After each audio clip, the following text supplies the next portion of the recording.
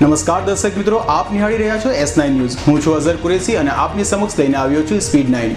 દેશ વિદેશ, ફિલ્મી જગત, રમતગમત, બિઝનેસ અને તે સિવાય કેટલાક ક્ષેત્રો સાથે સંકળાયેલી ખાસ ખબરો। તો આવો નજર કરીએ સ્પીડ 9 પર।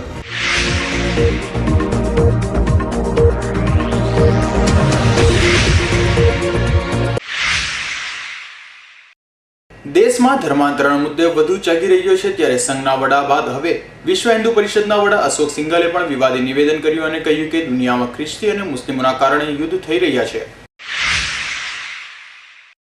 અશોક સિંઘલે કહ્યું કે ધર્મ પરિવર્તન માટે નહીં બલકે દિલ જીતવા નીકળ્યા છે। વિશ્વ યુદ્ધ હવે સામે જ છે। હાલમાં વિશ્વ ઇસ્લામિક આતંકવાદના સકંજામાં છે અને હિન્દુત્વનું રક્ષણ કરનારી સરકાર હવે કેન્દ્રમાં આવી ગઈ છે।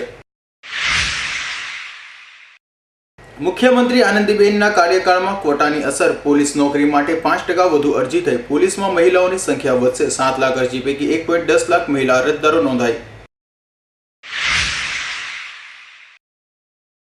મણિપુરના ઇમ્ફાલમાં બોમ્બ બ્લાસ્ટ થતા ઉત્તર પ્રદેશના કૃષિનગરના 3ના મોત નીપજ્યા જ્યારે 4 ઘાયલ થયા। મરનાર યુપીના શિવ લીલન અને શ્રીકૃષ્ણ શ્રમિક હતા।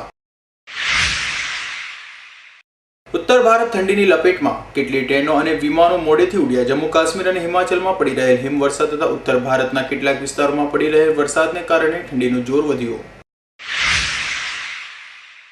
ભારત અને મ્યાનમારની સરહદે 5 રિક્ટર સ્કેલનો ભૂકંપ। ભારતના ઉત્તર ઈશાન વિસ્તારમાં ભૂકંપના આંચકાઓ આવતા લોકો ઘર બહાર દોડી ગયા, જોકે જાનહાનિ કોઈ સમાચાર નથી। ભાજપના રાષ્ટ્રીય પ્રમુખ અમિત શાહે કહ્યું કે મોદી સરકાર વિકાસ એજન્ડા સાથે જ આગળ વધશે। બળજબરીપૂર્વક ધર્માંતરણને પણ અમિત શાહે રદિયો આપ્યો। આરએસએસ રાષ્ટ્રીય સંસ્થા છે, તેની પ્રવૃત્તિને લઈ કોઈ શંકા નથી। ગુજરાતના સૌરાષ્ટ્રના સૌથી મોટા ટ્રસ્ટ સોમનાથના ચેરમેન પદે વધુ 1 વર્ષ માટે કેશુભાઈ પટેલની નિયુક્તિ। માજી મુખ્યમંત્રી કેશુભાઈ પટેલ ઘણા સમયથી સોમનાથ ટ્રસ્ટના ચેરમેન છે।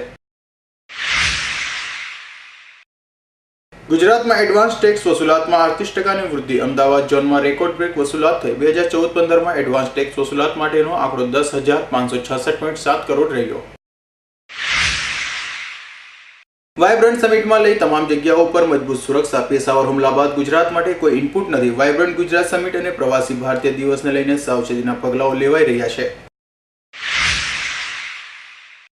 દેશભરમાં વર્ષ 2014માં દરેક જગ્યાએ રેકોર્ડ બ્રેક ઊંચું મતદાન નોંધાયું। છેલ્લા 2 દશકના ગાળામાં રેકોર્ડ બ્રેક મતદાન થયું। જમ્મુ કાશ્મીર અને ઝારખંડમાં ઐતિહાસિક મતદાન થયા બાદ ચૂંટણી પંચ ખુશ।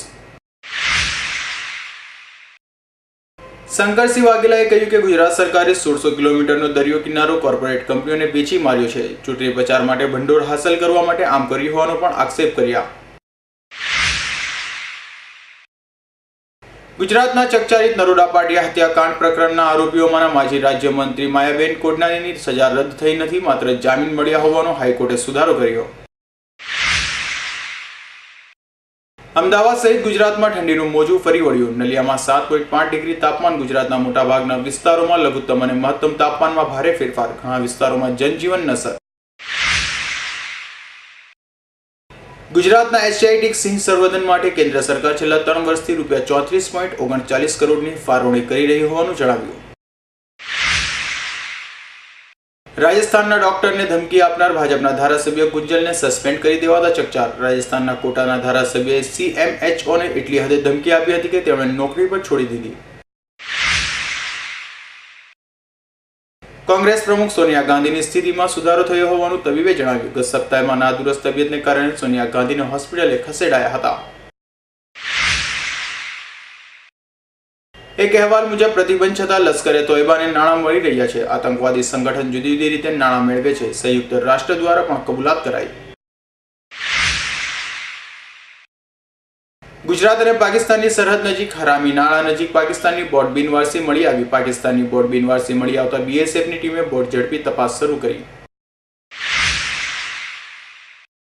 ચકચારિત નરોડા પાટિયા હત્યાકાંડના આરોપી કિશન ખોરાણી પર જીવલેણ હુમલો કરાયો। ખંડણીખોર વિજ્જુ બોડી દ્વારા હુમલો કરાતા પોલીસે તેની શોધખોળ હાથ ધરી। સત્યમ કૌભાંડ કેસમાં 23મી તારીખે ચુકાદો જાહેર કરાશે। 6 વર્ષ સુધી ટ્રાયલ ચાલ્યા બાદ ચુકાદો પર નજર। દેશની સૌથી મોટા કૌભાંડ તરીકે સત્યમને ગણવામાં આવે છે।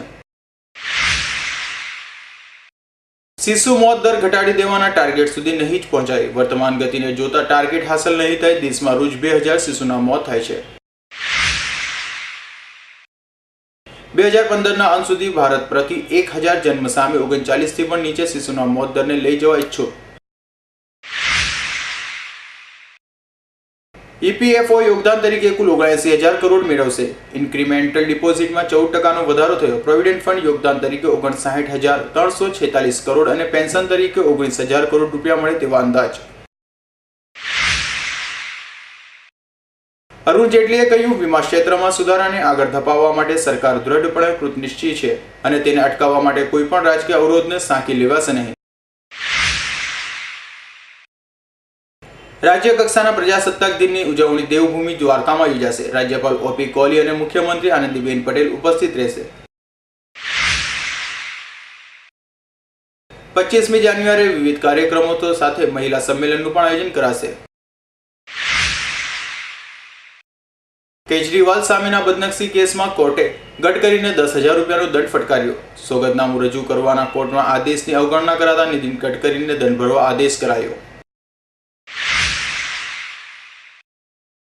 શરદ પવારે કહ્યું કે પરિવારના 6 દળોના નેતાઓ સાથે થયેલી 2 બેઠક બાદ અમે ભાજપ સરકારના ચહેરાને ખુલ્લો પાડવા દિલ્હીમાં આજથી ધરણા શરૂ કરશે. અપ્રમાણતા સંપત્તિ કેસમાં જેલની હવા ખાઈ રહેલા તામિલનાડુના માજી મુખ્યમંત્રી જયલલિતાના જામીન પર કોર્ટે 4 મહિના સુધીનો સ્ટે મૂકી દેતા જયલલિતાને રાહત. દેશના સાધુએ આરએસએસના રાજકારણને દેશ માટે ખતરાની ઘંટી ગણાવી. આરએસએસ અને તેની સાથે સંકળાયેલા સંગઠનો દ્વારા બળજબરીથી કરાવાતા ધર્મ પરિવર્તન અંગે અયોધ્યાના ટૂચના સાધુએ વિરોધ નોંધાવ્યો. ભાજપના સિનિયર નેતા અને ભૂતપૂર્વ વડાપ્રધાન અટલ બિહારી વાજપેયીની સાથોસાથ હવે કેન્દ્ર સરકાર 25મી ડિસેમ્બરે પંડિત મદન મોહન માલવિયાને પણ ભારત રત્ન આપશે અને તે અંગેની જાહેરાત પણ કરી શકે છે. તો દર્શક મિત્રો, આ હતી અમારી ખાસ રજૂઆત સ્પીડ 9. નવી ખબરો સાથે ફરી મળીશું. ત્યાં સુધી રજા આપશો. નમસ્કાર.